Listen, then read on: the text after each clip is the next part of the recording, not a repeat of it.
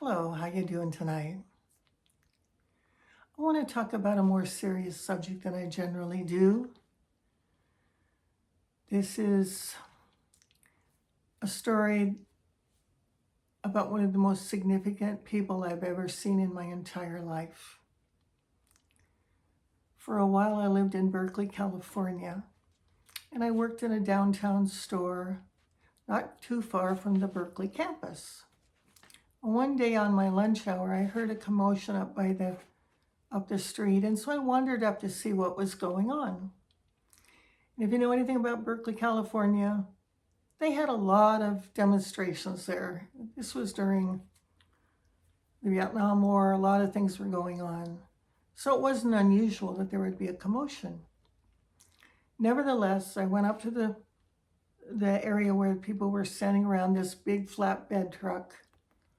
And there was a woman on top in a brown nun's habit with a big bullhorn, and she was telling her story. She said that she had been a nun, that she was a nun in Japan, and she was in Hiroshima the morning that the bomb hit. But this is what happened. She woke up early, and she was guided to go out into the convent garden to pray. Until she was outside, when there was this big flash of light, and she looked over and the whole convent just melted before her eyes. Here she was, 30 years later, speaking to me in this crowd about the dangers of nuclear weapons. She talked about the horrors, about the thousands of people that were killed. And it was very sobering. It brings to mind one of my favorite Psalms of all time. I'm going to read it, Psalm 91. If you're ever in a period of time where you feel threatened or terrified, or you just can't figure anything out, I encourage you to go to Psalm 91. And here it is. He who dwells in the shelter of the Most High, who abides in the shadow of the Almighty, will say to the Lord, my refuge and my fortress, my God in whom I trust. For he will deliver you from the snare of the fowler and from the deadly pestilence. He will cover you with his pinions, and under his wings you will find refuge. His faithfulness is a shield and buckler. You will not fear the terror of the night, nor the arrow that flies by day,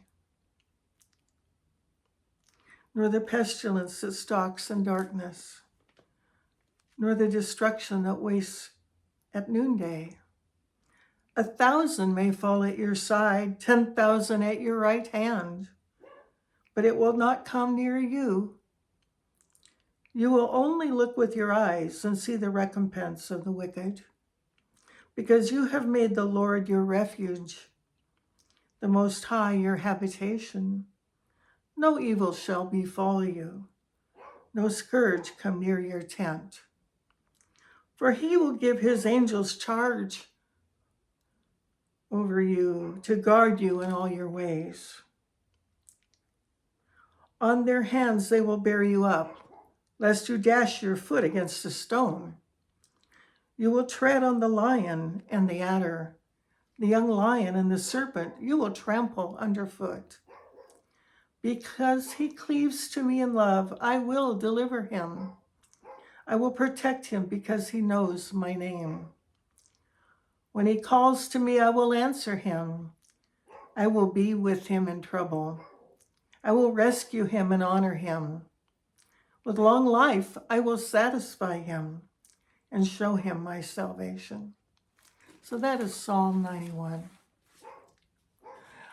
One of the reasons I'm talking about this today is because this is October 2024. It was 83 years ago that we dropped it was 83 years ago that Japan bombed Pearl Harbor. It was 79 years ago that we dropped the bomb on Hiroshima and Nagasaki. This is the month of October, and the Nobel Peace Prize has been awarded to Nihon Hidanko for its work against nuclear weapons. The members of that group are survivors of the atomic bombings of Hiroshima and Nagasaki. I believe their group is called Hibakusha. Now, I actually have a personal friend who was put in a Japanese internment camp.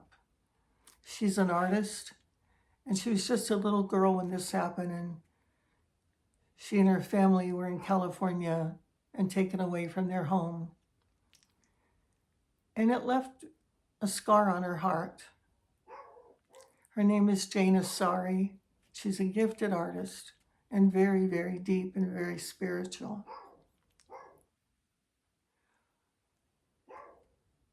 I was so impressed by the Japanese nun who spoke for peace. And I've been so impressed by Jane Asari for her bringing beauty to this world. I had an opportunity to go to Japan a few years ago. It was just in the airport. I was on my way through to Thailand. But I was bringing a person back who had been severely damaged in a drug issue. He was blind. He was having a hard time getting around. And the United Airlines people in Tokyo Airport gave him a private place to relax where he could sleep and rest during our layover. And I had the chance to look around in the airport and just be charmed by the beauty and dignity of the Japanese people and what they do and who they are. I also spend a lot of my time when I travel visiting Japanese gardens. One of my favorite is in Portland, Oregon. There's another one down in Tennessee.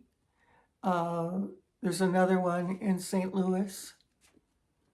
Take some time to go into those serene places, to meditate, to ponder. What about our culture, our world, still needs war? I can't think of a reason at all except fear and greed and people being afraid of one another. So I reach out to you, asking you to give the other guy a chance. And if you're ever in trouble, look up Psalm 91 and take comfort in those beautiful words, because it's there for us all. And with that, I say good night and thank you and arigato.